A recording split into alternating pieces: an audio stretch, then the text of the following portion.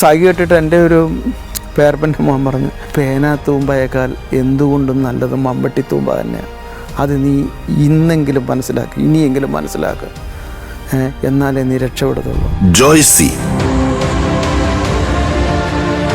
മലയാളത്തിലെ ജനപ്രിയ സാഹിത്യത്തിലെ സൂപ്പർ സ്റ്റാർ. ജനപ്രിയ വാരികകൾ മലയാളിയുടെ സാംസ്കാരിക മണ്ഡലത്തിൽ വിപ്ലവം സൃഷ്ടിച്ച 1980കളിലും 90കളിലും ലക്ഷക്കണക്കിന് വായനക്കാരുടെ ഹൃദയതാളം നിയന്ത്രിച്ച എഴുത്തുകാരൻ. മുട്ടത്തുവർക്കിയുണ്ട്, കാനമുണ്ട്, ജോൺസൺ പുളിക്കുന്നുണ്ട്, ജോൺ ആലിങ്കലുണ്ട്, കോട്ടയം പുഷ്പമുണ്ട്, വേളൂർപ്പക്ക രാമചന്ദ്രനുണ്ട്. ഇതിനിടയ്ക്കൂടെ നമുക്ക് ഒരിടത്തും കയറി ചെല്ലാൻ ഒരു പഴുതുപോലും ഇല്ലാത്ത ഒരവസ്ഥയിലാണ് ഞാൻ കോട്ടയത്ത് നിന്ന് ചേരുന്നത്. ഇത് ജോയ്സിയുടെ ജീവിത കഥയാണ്. മുന്നോട്ട് പഠിപ്പിക്കാൻ ഒരു മാർഗ്ഗമില്ലാഞ്ഞിട്ട് ഫാദർ ഒരു കാര്യം ചെയ്യാൻ തീരുമാനിച്ചു, എന്നെ അച്ഛനാകാൻ വിടാം. CV Nirmala, Josy Vagamattom, JC junior എന്നിങ്ങനെ ഒരേ സമയം പല തൂലികാ നാമങ്ങൾ. കോട്ടയം ജില്ലയിലുള്ള ഈരാറ്റുപേട്ടയ്ക്കടുത്ത് തീക്കോയി എന്ന സ്ഥലത്ത് ആണ് ഞാൻ ജനിച്ചതും വളർന്നതൊക്കെ. എൻ്റെ ബാല്യകാലം അവിടെയായിരുന്നു. 4 പതിറ്റാണ്ടിനിടെ പിറന്ന 75-ലധികം നോവലുകൾ, 15 തിരക്കഥകൾ. ആ സമയത്ത് ഞാനൊരു ഡിറ്റക്റ്റീവ് നോവൽ എഴുതി തോമസ്റ്റിക്ക് ഏൽപ്പിച്ചു. തോമസ്റ്റിക്ക് അത് ഇഷ്ടപ്പെട്ടു. അത് അതിൽ പ്രസിദ്ധീകരിക്കാമെന്നൊക്കെ സമ്മതിച്ചു. അങ്ങനെ ഇരുന്നപ്പോൾ മനഃശബ്ദമായിട്ടുള്ള എന്തോ ഒരു പ്രശ്നത്തിൻ്റെ പേരിൽ തോമസ്റ്റി അവിടെ നിന്ന് രാജിവെച്ചു. ഒരു നോവൽ പോലെ സംഘർഷഭരിതവും സംഭവബഹുലവുമായിരുന്നു ജോയ്സിയുടെ ജീവിതം. ഒരു നോവൽ എഴുതിയിട്ടും പേരച്ചടിച്ച് വന്നിട്ടൊന്നും എനിക്ക് ഇതുപോലൊരു ഉന്മാദം ഉണ്ടായിട്ടില്ല. കാരണം എന്ന് വെച്ചാൽ ഞാനൊരു 4-5 വർഷമായിട്ട് സഹിച്ച ഈ അവഹേളനങ്ങൾ മുഴുവൻ ഇങ്ങനെ തിളച്ച് വരികയാണ്. ദുരിതങ്ങളുടെ ബാല്യകാലം. ഇന്ന് കഴിക്കാനൊന്നുമില്ല, നാളത്തെക്കുറിച്ച് ഒരു ഊഹവും ഇല്ല. അപ്പോൾ നമ്മുടെ ഈ വയറിങ്ങനെ കത്തിക്കൊണ്ടിരിക്കുന്ന ഒരവസ്ഥയുണ്ടല്ലോ, തീയെരിയുന്ന പോലെയുള്ള ഒരവസ്ഥ. കൈപ്പേറിയ ജീവിതാനുഭവങ്ങൾ. എൻ്റെ കയ്യിൽ നിന്ന് ഒരു ദിവസം 2 ഗ്ലാസ്സെങ്കിലും പൊട്ടും. എനിക്ക് ഒരു ദിവസം 1 രൂപ ശമ്പളം. ഈ ഗ്ലാസിൻ്റെ വില കഴിച്ചിട്ട് പിന്നെ എനിക്കൊന്നും കിട്ടാനില്ല ബാക്കി. എഴുത്തിൻ്റെ വഴികൾ. ഈ അയക്കുന്ന സാധനങ്ങൾ അതേപടി തിരിച്ചു വരും ഒരു മാസം 2 മാസമൊക്കെ കഴിയുമ്പോഴത്തേക്കും. ആമോദങ്ങൾ. ഈ വിക്രമൻ തന്നെ ഒന്നിച്ചതെന്ന് പറഞ്ഞ് തൊട്ട് കാണിച്ചപ്പോൾ കുങ്കുമ നോവൽ അവാർഡ് 11,111 രൂപയുടെ 1ാം സമ്മാനം. വിസ്മയകരമായ കഥ ജോയ്സി പറയുന്നു. കോട്ടയം ജില്ലയിലുള്ള ഈരാറ്റുപേട്ടയ്ക്കടുത്ത് തീക്കോയി എന്ന സ്ഥലത്ത് ആണ് ഞാൻ ജനിച്ചതും വളർന്നതൊക്കെ. എൻ്റെ ബാല്യകാലം അവിടെയായിരുന്നു. തീക്കോയി സെൻറ്റ് മേരീസ് സ്കൂളിലാണ് പഠിച്ചത് 6ാം ക്ലാസ് വരെ. 6ാം ക്ലാസ്സിൽ പഠിച്ചുകൊണ്ടിരിക്കുന്ന സമയത്ത് ഒരു ദിവസം ഫാദർ പറയുന്നു, നമ്മളിനി താമസം ഹൈ റേഞ്ചിലേക്ക് മാറ്റുകയാണ്, ഇടുക്കി ജില്ലയിലുള്ള പുളിങ്കട്ട എന്ന സ്ഥലത്തേക്ക് മാറ്റുകയാണെന്ന് പറയുന്നു. അപ്പോൾ ഞാൻ ഇടുക്കി ജില്ല കണ്ടിട്ടില്ല, എനിക്കതിനെക്കുറിച്ച് യാതൊരു അറിവുമില്ല. പക്ഷേ ആ സമയം ഓണപ്പരീക്ഷയുടെ സമയമാണ്. എനിക്ക് അവരുടെ കൂടെ പോകാൻ വേണ്ടിയിട്ട് ആ സമയത്ത് പോകാൻ പറ്റത്തില്ല, പരീക്ഷ കഴിഞ്ഞ് എനിക്ക് പോകാൻ പറ്റത്തുള്ളൂ.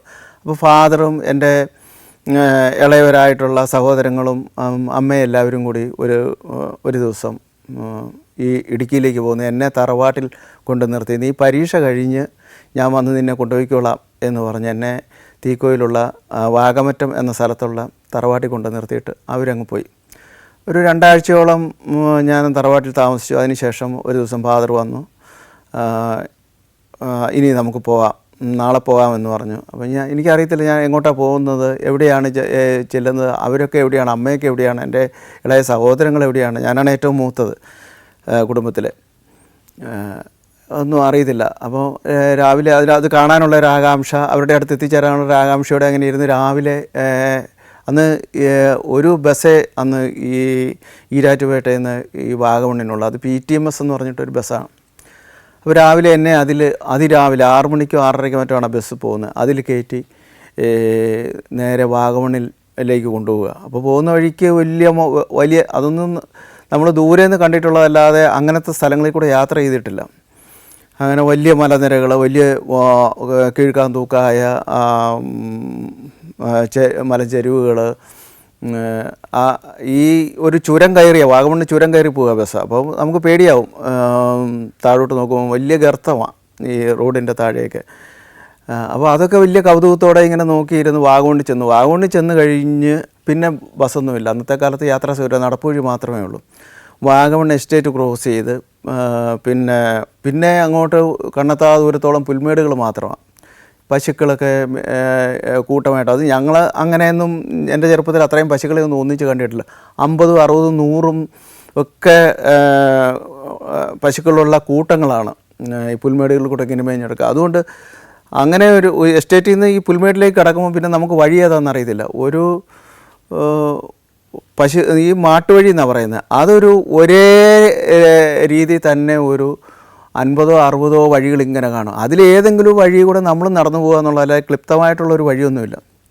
അങ്ങനെ ഈ പുൽമേട്ട് കൂടെ നടന്ന് കിലോമീറ്ററുകളോളം നടന്ന് അടുത്ത എസ്റ്റേറ്റിലെത്തുകയാണ്. അത് പശുപ്പാറ എസ്റ്റേറ്റാണ്. പശുപ്പാറ എസ്റ്റേറ്റിൽ ചെന്നിട്ട് ആ എസ്റ്റേറ്റ് കൂടെയും അപ്പോഴത്തേക്ക് നമ്മൾ നടന്നു വലഞ്ഞു. കാരണം 12 കിലോമീറ്റർ ഉണ്ട് വാഗമണ്ണിൽ നിന്ന് പുളിങ്ങട്ടെ എന്ന് പറയുന്ന ഗ്രാമത്തിലെത്താൻ വേണ്ടിയിട്ട്.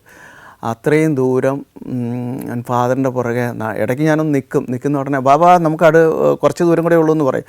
വീണ്ടും ഇങ്ങനെ നടക്കും. അങ്ങനെ നടന്ന് ഈ 12 കിലോമീറ്റർ നടന്ന് ആണ് ഞാൻ ആദ്യമായിട്ട് ഈ പുളിങ്കട്ട എന്ന് പേരുള്ള ഈ ഗ്രാമത്തിലെത്തുന്നത്. അപ്പം അതുവരെ കണ്ടിട്ടുള്ള പ്രകൃതിയൊന്നുമല്ല നമ്മൾ കാണുന്നത്.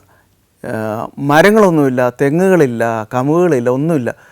ഈ പുൽമേടുകളും തേയില എസ്റ്റേറ്റ് മാത്രമാണ്. വലിയ ആകാശം, വലിയ വിസ്തൃതമായിട്ടുള്ള ഭൂവിഭാഗം. ഇതൊക്കെ ആദ്യമായിട്ട് കാണുക.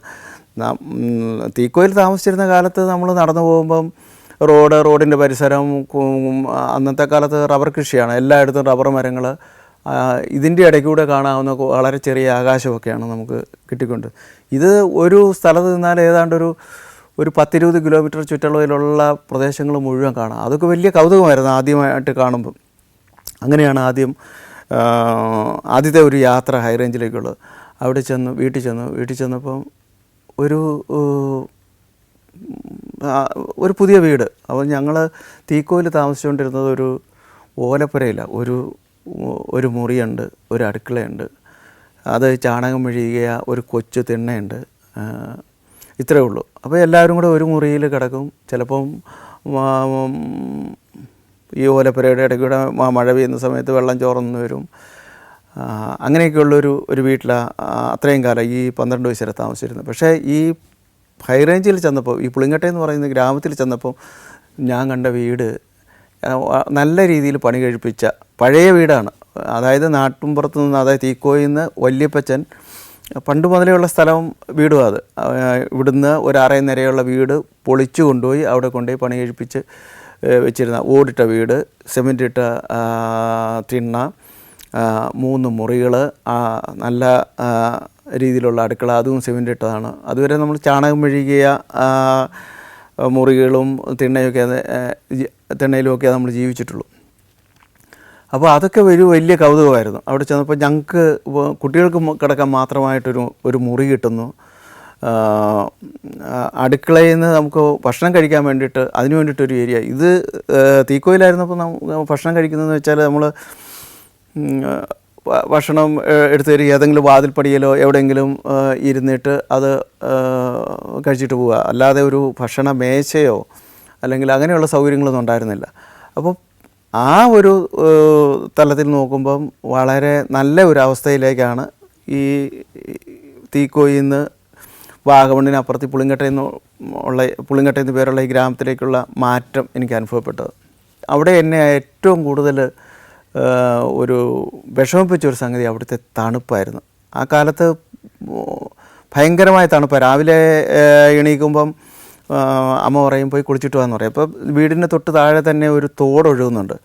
അപ്പോൾ തോട്ടിൽ മുങ്ങി കുളിക്കാനുള്ള സൗകര്യമൊക്കെ ഉണ്ട്. അപ്പോൾ ഞാനും അനുജനെയും കൂട്ടി, അനുജന എൻ്റെ സന്തത സഹചാരിയാണ്, സണ്ണി എന്നായിരുന്നു എൻ്റെ പേര്.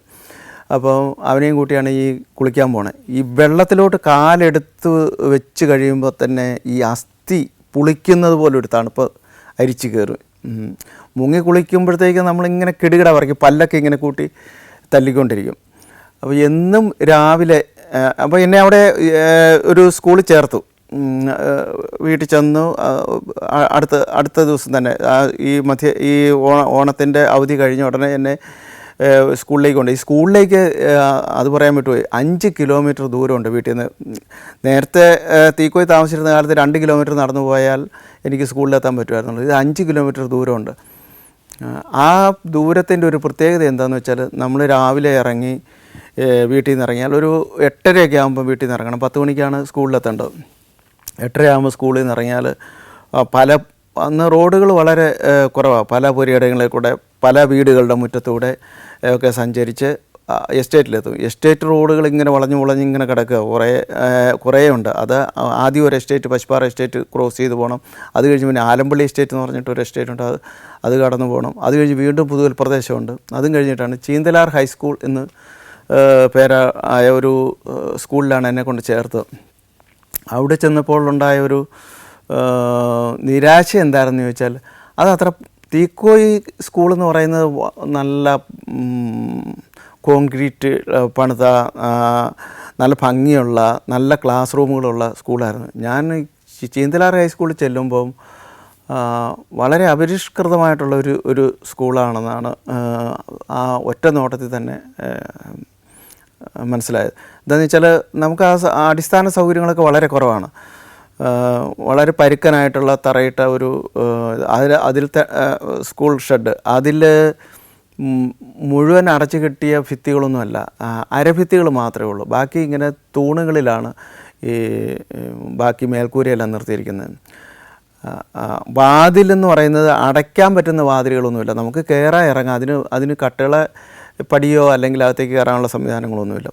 ബെഞ്ച് മാത്രമേ ഉള്ളൂ. പുസ്തകമൊക്കെ നമ്മൾ താഴെ വയ്ക്കണം. തീക്കോയിൽ പഠിച്ചുകൊണ്ടിരുന്ന കാലത്ത് നമുക്ക് പുസ്തകം വയ്ക്കാൻ വേണ്ടിയിട്ട് ഡെസ്ക്കുണ്ട്, എഴുതാൻ വേണ്ടിയിട്ടുള്ള സൗകര്യങ്ങളുണ്ട്.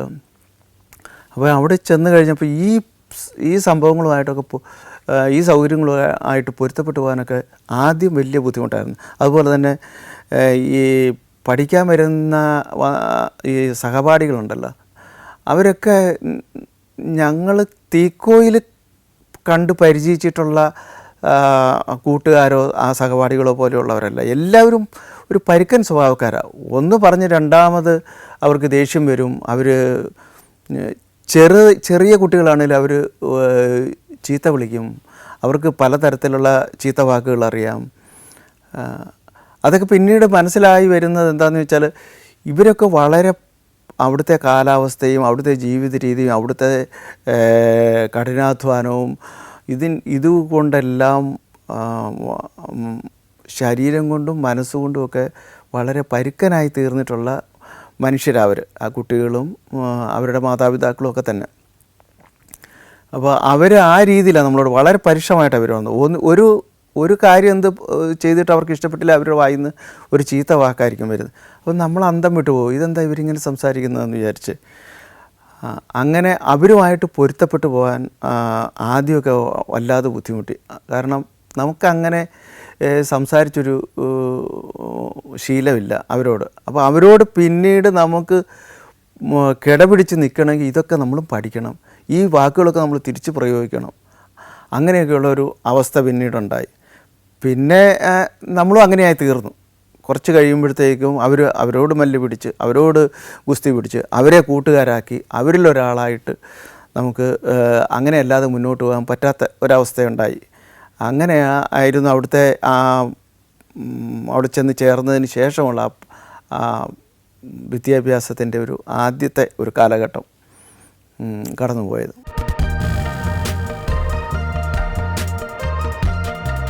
മൂന്ന് ഭൂഖണ്ഡങ്ങളിൽ സ്ഥിതി ചെയ്യുന്ന 4 രാജ്യങ്ങളിലെ വിശദമായ കാഴ്ചകളുമായി സഞ്ചാരം 14-ാം വോളിയം പെൻഡ്രൈവിൽ Azerbaijan, Indonesia, Tajikistan, Peru. Sancharam volume number 14. Pen drive വില 4000 രൂപ. ഫുൾ HD-യിലുള്ള ഈ അപൂർവ ദൃശ്യയാത്രാ വിവരണ ശേഖരം സ്വന്തമാക്കാൻ 99544422 എന്ന നമ്പറിലേക്ക് സഞ്ചാരം എന്ന് SMS ചെയ്യൂ. ഞങ്ങൾ പുളിങ്കട്ടയിലെ ഗ്രാമത്തിലെ താമസത്തിനെക്കുറിച്ച്, അവിടെ ചെന്നതിനെക്കുറിച്ചും അവിടെ താമസം തുടങ്ങിയതിനെക്കുറിച്ചൊക്കെ പറഞ്ഞല്ലോ. അവിടെ അവിടുത്തെ ഏറ്റവും വലിയ പ്രത്യേകത, ഒരു കുന്നിൻ ചെരുവിൽ ഒരു വീട് മാത്രമേ ഉണ്ടാകത്തുള്ളൂ. അതിന് ചുറ്റും ഒരു 10 ഏക്കർ അല്ലെങ്കിൽ 20 ഏക്കർ സ്ഥലമുണ്ട്. ആ 20 ഏക്കറിൽ ഒരു വീട്, ആ 20 ഏക്കറിന് ഉടമ ആയിട്ടുള്ള ഒരു ആളിൻ്റേതായിരിക്കും ആ 20 ഏക്കർ സ്ഥലം. അത് പട്ടയമുള്ളതോ അങ്ങനെയുള്ള സ്ഥലങ്ങളൊന്നുമല്ല, ഓരോരുത്തർ കൈവശപ്പെടുത്തി വെച്ചിരിക്കുന്ന ഏരിയയാണ്. അവിടുത്തെ പ്രത്യേകത എന്താണെന്ന് വെച്ചാൽ, ഈ ഓരോ കുടുംബത്തിനും ഏറ്റവും കുറഞ്ഞത് 20 കന്നുകാലികളിൽ കുറയാതെ, അത് ഇന്നത്തെ പോലെയുള്ളതല്ല, നാടൻ പശുക്കളും നാടൻ മൂരികളുമൊക്കെ, അവരെ ആ പശുക്കളും അതിൻ്റെ തൊഴുത്തും അവരുടെ ഒരു ജീവിത രീതി എന്താണെന്ന് ചോദിച്ചാൽ, രാവിലെ എണീറ്റ് ഈ പശുക്കളെ കറവയുള്ളതിനെ കറക്കുക, അതിൻ്റെ പാല് കൊണ്ടുപോയി 4-5 കിലോമീറ്റർ അകലെയുള്ള ഏതെങ്കിലും ചായക്കടയിൽ കൊണ്ട് കൊടുക്കുക, തിരിച്ചു വന്ന് ഈ പശുക്കളെല്ലാം അഴിച്ചു വിടുക. അന്ന് ഇന്നത്തെ മാതിരി കൃഷിഭൂമി ഇല്ലാത്തതുകൊണ്ട് ഈ പശുക്കളെ ഈ 20-25 ഉള്ള ഈ കൂട്ടത്തിനെ അഴിച്ചിട്ട് ആട്ടിത്തെളിച്ച് പുൽമേടുകളിലേക്ക് അങ്ങ് വിടുക. അപ്പോൾ ഇതിങ്ങനെ അതിവിശാലമായിട്ട് കിടക്കുക പുൽമേടുകൾ. ഇതുങ്ങളങ്ങ് മേഞ്ഞ് നടന്ന് വൈകുന്നേരം ആകുമ്പോൾ ഒരു 5 മണിയൊക്കെ കഴിയുന്ന സമയത്ത് ആരെങ്കിലും പോയി, ഇത് കൂട്ടമായിട്ടേ നടക്കത്തുള്ളൂ. ഓരോ പശുത്തൊഴുത്തിൽ നിന്ന് പോകുന്ന പശുക്കളും അവരുടേതായ ഒരു കൂട്ടം ഉണ്ടായിരിക്കും. അതിനെ അടിച്ച് തെളിച്ച് തിരിച്ച് ഈ തൊഴുത്തിൽ കൊണ്ടുവന്ന് അവിടെ കഴുത്തുമായിട്ട് കൂട്ടിക്കെട്ടാൻ വേണ്ടിയിട്ടുള്ളൊരു കഴുത്തിലൊരു കയറുണ്ടാവും, അതുമായിട്ട് കൂട്ടിക്കെട്ടാൻ വേണ്ടിയിട്ടുള്ള വേറൊരു കയറുണ്ടാവും, അതുമായിട്ട് കൂട്ടിക്കെട്ടി പശുക്കളെ തൊഴുത്തിലാക്കുക. പിന്നെ ഈ വീടിന് ചുറ്റും മാത്രമാണ് ഈ കൃഷി സ്ഥലങ്ങളുണ്ടായിരുന്നത്. അത് ഈ വേലി കെട്ടി തിരിച്ചിട്ടുണ്ടാകും. കാരണം കാട്ടുപന്നികളുടെ ശല്യമുള്ള ആ കാലത്ത് ഭയങ്കര രൂക്ഷമായിരുന്നു കാട്ടുപന്നികളുടെ ശല്യം. അതുകൊണ്ട് കപ്പയും മുതിര, കരിമ്പ് ഇതൊക്കെയായിരുന്നു പ്രധാന കൃഷി. ആ വളരെ ചെറിയൊരു ഏരിയയിലായിരിക്കും, ഒരു 1/2 ഏക്കറിലൊക്കെ ആയിരിക്കും കൃഷി ചെയ്യുന്നത്. ആ കൃഷിഭൂമി വേലി കെട്ടി തിരിച്ച് ഇവരുടെ ഈ കാട്ടുമൃഗങ്ങളുടെ ഒക്കെ ശല്യത്തിൽ നിന്ന് സംരക്ഷിക്കാൻ വേണ്ടിയിട്ട് അത് ഈ കപ്പ, മുതിര, നെല്ല് ഇതൊക്കെ കൃഷി ചെയ്യുന്നത് വിൽക്കാൻ വേണ്ടിയിട്ടൊന്നുമല്ല, ആ കുടുംബത്തിൻ്റെ ആവശ്യത്തിന് വേണ്ടിയിട്ട് മാത്രം. അവരുടെ വർഷകാലവും അവരുടെ വേനൽക്കാലവും ഒക്കെ അവർക്ക് ഭക്ഷണം കഴിക്കാൻ വേണ്ടിയിട്ടുള്ള ഇതിന് വേണ്ടിയിട്ട് മാത്രമേ. വിൽക്കാൻ വേണ്ടിയിട്ടുള്ള കൃഷി എന്ന് പറയുന്നത് ചിലർ തേയില കൃഷി ചെയ്തിട്ടുണ്ട്, ചിലർ കാപ്പി കൃഷി ചെയ്തിട്ടുണ്ട്. പിന്നെ എൻ്റെ ഓർമ്മയിൽ 4 അയൽക്കാരാണ് ഞങ്ങൾക്ക് ഉണ്ടായിരുന്നത് 10.5 ഏക്കർ ഒരു പുരയിടമാണ്. അതിൻ്റെ ഒരറ്റത്തുനിന്ന് മറ്റേ അറ്റം വരെ നടന്ന് ചെന്നിട്ട് നമ്മൾ വീട്ടിലേക്ക് ഒന്ന് വിളിച്ചാൽ, അതായത് ഉറക്കെ കൂക്കി വിളിച്ചാൽ പോലും കേൾക്കത്തില്ല. അതുപോലെ അന്ന് ഒരുപാട് കാട്ടുമരങ്ങളുണ്ട്. അതിൻ്റെയൊക്കെ ഇടയ്ക്ക് നമുക്ക് പേടിയാവും ഇതിൻ്റെ ഈ പറമ്പിൽ കൂടെയൊക്കെ ഇറങ്ങി നടക്കാൻ പോലും. കാരണം ഈ കൃഷി എന്ന് പറയുന്നത് ഞാൻ പറഞ്ഞില്ല, വളരെ ചുരുങ്ങിയ ഒരു ഏരിയയാണ്, ബാക്കി മുഴുവൻ ഇങ്ങനെ കാട് പിടിച്ച് കിടക്കുന്ന സ്ഥലമാണ്. പാമ്പുകളുണ്ടാവും, ചെറിയ കീരി, അതുപോലെ തന്നെ ഈ കാട്ടുപന്നിയാണ് നമ്മൾ ഏറ്റവും കൂടുതൽ പേടിക്കേണ്ട സംഭവം. അതൊക്കെ ഈ നമ്മുടെ പറമ്പിൽ തന്നെ കൂട് കെട്ടി ഈ കുങ്ങിണിപ്പടർപ്പെന്ന് പറഞ്ഞൊരു ഇച്ചിരി മുള്ളൊക്കെയുള്ള ഒരു കുറ്റിച്ചിട്ടിയുണ്ട്. അതിൻ്റെയൊക്കെ കീഴിലൊക്കെ ഈ സംഘം ചേർന്ന് തന്നെ ഈ കാട്ടുപന്നികളുടെ അത് അവരുടെ ഒരു ആവാസ സ്ഥലമാണ് അങ്ങനെ ഉള്ള. അത് മിക്ക പറമ്പുകളിലും അതുണ്ടാകും. കാരണം ഈ ഇന്നത്തെ മാതിരി കൃഷിഭൂമികൾക്ക് ഈ വിസ്തൃതി എന്ന് പറയുന്നത് ഇന്നത്തെ മാതിരിയല്ല. ഓരോരുത്തരുടെ പുരയിടങ്ങളെന്ന് പറയുന്നത് ഓരോരുത്തർക്ക് 15 ഏക്കർ 20 ഏക്കർ ഇങ്ങനെ അതിവിശാലമായിട്ടാണ് ഓരോരുത്തരുടെ. ഇതിൻ്റെ ഇടയ്ക്കുള്ള ഓരോ വീടുകളാണ്. അപ്പോൾ ഒരു അയൽപക്കം എന്ന് പറയുന്നത് എൻ്റെ വീട്ടിൽ നിന്നുകൊണ്ട് നമ്മൾ അടുത്ത വീടെന്ന് പറയുന്നത് അടുത്ത മലഞ്ചെരുവില്ല, നമ്മൾ വിളിക്കണമെങ്കിൽ കൂക്കി വിളിക്കണം. അന്ന് അങ്ങനെയാണ്. അപ്പോൾ ഒന്ന് കുളിക്കാൻ പോകണം, അല്ലെങ്കിൽ നമുക്ക് കടയിൽ പോകാമെന്നൊക്കെ പറഞ്ഞാൽ നമ്മൾ ഇക്കരെ മലയിൽ നിന്നുകൊണ്ട് അക്കരെ മലയിലുള്ള വീട്ടിലേക്ക് കൂക്കി വിളിച്ചിട്ടാണ് പറയുന്നത്. നമുക്കെന്താ റേഷൻ വാങ്ങിക്കാൻ പോയാലോ അല്ലെങ്കിൽ കടയിൽ പോയാലോ എന്ന് ചോദിക്കുന്നത്. അപ്പോൾ അത്ര അകലെയാണ് അന്നത്തെ അയൽ വീടുകൾ സ്ഥിതി ചെയ്യുന്നത്. നമ്മുടെ വീട്ടിൽ എന്ത് നടന്നാലും ഒരാൾ നിലവിളിച്ചാലും ഒന്നും അയൽ വീടുകളിലൊന്നും ഒരിക്കലും അറിയാൻ ഉള്ള ആ ഒരു അകലം, അത്രയും വലിയ അകലമുള്ളതുകൊണ്ട് അറിയാൻ നിവൃത്തിയില്ല. അപ്പം അതുകൊണ്ട് നമ്മൾ എവിടെയെങ്കിലും പോവുകയാണെങ്കിൽ ഒറ്റയ്ക്ക് അങ്ങനെ പോകാറില്ല. ഇപ്പം ഒരു കടയിൽ പോവുകയാണെങ്കിൽ ഇന്നത്തെ കാലത്തൊക്കെ നമ്മുടെ ആവശ്യത്തിന് വേണ്ടിയിട്ട് പോകില്ല. ഇത് അങ്ങനെയല്ല, നേരത്തെ കൂട്ടി പറഞ്ഞു വയ്ക്കും, നമുക്ക് ഇന്ന ദിവസം ഇന്ന സമയത്ത് നമുക്ക് കടയിൽ പോകണം സാധനം. കാരണം കുറേ ദൂരം നടന്നു വേണം പോകാൻ, ഒരു 4-5 കിലോമീറ്റർ നടന്നു വേണം ഒരു റേഷൻ വാങ്ങിക്കാൻ പോകാൻ, അല്ലെങ്കിൽ ഇത്തിരി മണ്ണ് വാങ്ങിക്കാൻ പോകാൻ, അല്ലെങ്കിൽ വേറെ എന്തെങ്കിലും മുളകോ മല്ലിയോ എന്തെങ്കിലും വീട്ടിൽ തീരുന്ന സാധനങ്ങൾ വാങ്ങിക്കാൻ പോകണം. അതൊക്കെ നമ്മൾ ഇന്നത്തെ പോലെ ഒരാഴ്ചത്തേക്ക് ഒന്നിച്ച് വാങ്ങിച്ചുകൊണ്ട് വരും. അത് ഇടയ്ക്ക് തീർന്നു പോയാൽ അതങ്ങ് സഹിക്കുക എന്നുള്ളതേ ഉള്ളൂ. അടുത്ത ഒരു ശനിയോ ഞായറോ ഒക്കെ വരുമ്പോഴായിരിക്കും വീണ്ടും പോകുന്നത്. അപ്പം ഈ അയലത്തുള്ള നമ്മുടെ സമപ്രായക്കാരായ ആളുകൾ എന്നെയൊക്കെ ആയിരിക്കും വന്ന് സാധനം വാങ്ങിക്കാൻ വേണ്ടി വിടുന്നത്. അപ്പോൾ എൻ്റെ സമപ്രായക്കാരായ ആരെങ്കിലും ഉണ്ടെങ്കിൽ അവരെ കൂക്കി വിളിച്ചിട്ട് നേരത്തെ നമുക്ക് ഇന്ന സമയത്ത് പോകണം, വരുന്നുണ്ടോ എന്ന് ചോദിക്കും. അപ്പോൾ അവർ പറയും എൻ്റെ കൂടെ വരാം, അല്ലെങ്കിൽ നമുക്കൊന്നിച്ച് പോകാം, അല്ലെങ്കിൽ നമുക്ക് നാളെ പോകാം, അങ്ങനെ എന്തെങ്കിലുമൊക്കെ പറഞ്ഞിട്ട് അങ്ങനെ ഒരു കൂട്ടുകൂടിയാണ് അന്നത്തെ കാലത്ത് ഈ സാധനങ്ങളൊക്കെ വാങ്ങിക്കാൻ വേണ്ടിയിട്ട് പോകുന്നത്. ഈ പൊതുവൽ പ്രദേശം എന്ന് പറഞ്ഞാൽ ഇങ്ങനത്തെ ഞാൻ പറഞ്ഞല്ലോ ഈ 10-15 ഏക്കറുള്ള കൃഷിഭൂമികളാണ്. അങ്ങനെ ഒരു ഇപ്പോൾ പുളിങ്കട്ട ഗ്രാമത്തിൽ ഞാൻ ചെല്ലുമ്പോൾ 64 കുടുംബങ്ങളെ ആകെയുള്ളൂ. അത് വളരെ വാസ്റ്റായിട്ട് കിടക്കുന്ന ഒരു വലിയ ഏരിയയാണ്. എന്നാൽ പോലും 64 കുടുംബങ്ങളുള്ളൂ. ഈ കുടുംബങ്ങളിലുള്ള എല്ലാവരെയും നമുക്കറിയാം. കാരണം ഓരോരോ കാര്യങ്ങൾക്ക് വേണ്ടിയിട്ട് നമ്മൾ ഇവരുടെയൊക്കെ വീടുകളിൽ പോകേണ്ടി വരാറുണ്ട്. ഒന്നുകിൽ ചിലപ്പോൾ കല്യാണമായിരിക്കും, അതല്ലെങ്കിൽ ചിലപ്പോൾ അവരുടെ പുരകെട്ടായിരിക്കും. ഈ വീടുകളെന്നൊക്കെ പറയുന്നത് അന്ന് ഞാൻ ഈ 64 വീടുകളിൽ 3 വീടുകൾ മാത്രമേ ഓടിയിട്ട്, ബാക്കിയെല്ലാം പുല്ല് മേഞ്ഞ വീടുകളാണ്. പുല്ല് മേഞ്ഞ് കളിമണ്ണ് കുഴച്ചുണ്ടാക്കിയ ഇഷ്ടിക കൊണ്ട് തനിയെ അതിന് വേണ്ടിയിട്ടൊരു അച്ചക്കയുണ്ട്. നമ്മൾ തന്നെ മണ്ണ് ചവിട്ടി കുഴച്ച് ഇഷ്ടിക ഉണ്ടാക്കി അത് വെയിലത്ത് വെച്ച് ഉണങ്ങി ആ ഇഷ്ടിക കൊണ്ടുണ്ടാക്കിയ മൺവീടുകളാണ്. പിന്നെ ഈറ്റ, ഇല്ലി, പിന്നെ പറമ്പിലൊക്കെ നിൽക്കുന്ന ഈ കാട്ടുമരങ്ങളുടെയൊക്കെ ഈ ശിഖരങ്ങൾ, ഇതൊക്കെ വെട്ടിക്കൊണ്ടുവന്ന് അതുകൊണ്ടൊക്കെയാണ് അന്നത്തെ കാലത്ത് ഈ ഭൂരിപക്ഷം വീടുകളും നിർമ്മിച്ചിരിക്കുന്നത്. അപ്പോൾ എല്ലാ വർഷവും അല്ലെങ്കിൽ ഒരു 2 വർഷം കൂടുമ്പോഴെങ്കിലും ഒരു വീട് പൊളിച്ച് മേയുക എന്ന് പറയുന്ന അതൊക്കെ ഫ്രീ ആയിട്ടാണ്. നമ്മളിപ്പം അടുത്ത വീടിൻ്റെ പുരമേച്ചിലാന്ന് പറയുമ്പോൾ ആ വീടിൻ്റെ ചുറ്റുവട്ടത്തുള്ള ഒരു 10 വീട്ടുകാരെല്ലാവരും കൂടി സഹകരിച്ച് പോയി ഈ വീട് രാവിലെ ചെല്ലുന്നു, ഈ വീട് പൊളിക്കുന്നു, ഈ പുല്ല് ഒക്കെ ദ്രവിച്ചു പോയിട്ടുണ്ടാകും, അതെല്ലാം ദ്രവിച്ചു പോയ കഴുക്കോലുകൾ ഇതെല്ലാം മാറ്റുന്നു. ഇതെല്ലാം വൈകുന്നേരം ആകുമ്പോഴത്തേക്കും, സന്ധ്യ ആകുമ്പോഴത്തേക്കും പുതിയ ചെത്തിക്കൊണ്ട് വെച്ചിരിക്കുന്ന പുല്ലിട്ട് മേഞ്ഞ് ഈ വീട് മേഞ്ഞ് കഴിഞ്ഞിരിക്കും. അപ്പോൾ അങ്ങനെ നമ്മൾ ഒരു സഹകരണവും അടുപ്പവും പിന്നെ അയൽവക്കാരെക്കുറിച്ചൊക്കെയുള്ള ഒരറിവും വളരെ സർവ്വസാധാരണമായിട്ട് നമുക്ക് അതുണ്ടാകുമായിരുന്നു. എനിക്ക് അവിടെ ഇടുക്കിയിൽ ചെന്ന് ഈ പുളിങ്കട്ടയിൽ ചെന്ന് താമസം തുടങ്ങി ഒരു 2 വർഷത്തിന് ഈ 64 കുടുംബത്തിലും ആരൊക്കെയുണ്ട്, അവർക്ക് എന്ത് പ്രായമുണ്ട്, അവർ എന്തൊക്കെ ചെയ്യുന്നു, ആരൊക്കെ ഏതൊക്കെ ക്ലാസ്സിൽ പഠിക്കുന്നു, ആരുടെ കല്യാണം കഴിഞ്ഞു, ആർക്ക് കുട്ടികളുണ്ടായി, ഇതെല്ലാം കൃത്യമായിട്ട് നമുക്ക് അറിയാൻ പറ്റും. കാരണം ഒരു എന്തെങ്കിലും ഒരു ആവശ്യത്തിന് നമ്മളൊരാളെ വിളിക്കുമ്പോൾ നമ്മൾ പല അന്ന് വീടുകളിൽ കൂടെയാണ് വഴി, ഇന്നത്തെ പോലെ റോഡല്ല. കാരണം ഒരു വീട്ടിൽ നിന്ന് അടുത്ത വീട്ടിലേക്ക് പോകാൻ അങ്ങനെ മതി വഴി, അല്ലാതെ പൊതുവായിട്ടുള്ളൊരു വഴിയില്ല. അങ്ങനെയാണ് വഴികൾ പോകുന്നത്. അപ്പോൾ ഒരു വീടിൻ്റെ മുറ്റത്തൂടെ ചെന്ന് അവിടുന്ന് അടുത്ത വീട്ടിലേക്ക് ഒരു വഴി ഉണ്ടാകും. അങ്ങനെ ഈ വീടുകളെ തമ്മിൽ ബന്ധിപ്പിച്ചുകൊണ്ടുള്ള ഒരു വഴികളായിരുന്നു അന്നുണ്ടായിരുന്നത്. അതുകൊണ്ട് നമ്മൾ എവിടെ പോയാലും ഇപ്പോൾ ഒരു 10 വീടിന് അല്ലെങ്കിൽ 20 വീടിന് അപ്പുറത്തുള്ളൊരു വീട്ടിലേക്ക് നമുക്ക് പോകേണ്ട. അപ്പോൾ ഈ വീടുകളിൽ കൂടെയൊക്കെ കടന്നു പോകുമ്പോൾ അവിടെ നിൽക്കും, ആരുടെ മോനെ എന്താണെന്ന് ചോദിക്കും. ഉടനെ അവിടെ ആരെങ്കിലും ഉണ്ടെങ്കിൽ ഇറങ്ങി നമ്മളോട് സംസാരിക്കും. അങ്ങനെ ആ ഗ്രാമത്തിലെ എല്ലാ മനുഷ്യരെയും നമുക്കറിയാവുന്നൊരു അവസ്ഥ ഒരു 2 വർഷത്തിനകം ഉണ്ടായി. അതുപോലെ അവർക്ക് നമ്മളെയും അറിയാനുള്ള ഒരു സാഹചര്യം അങ്ങനെ ഉണ്ടായി.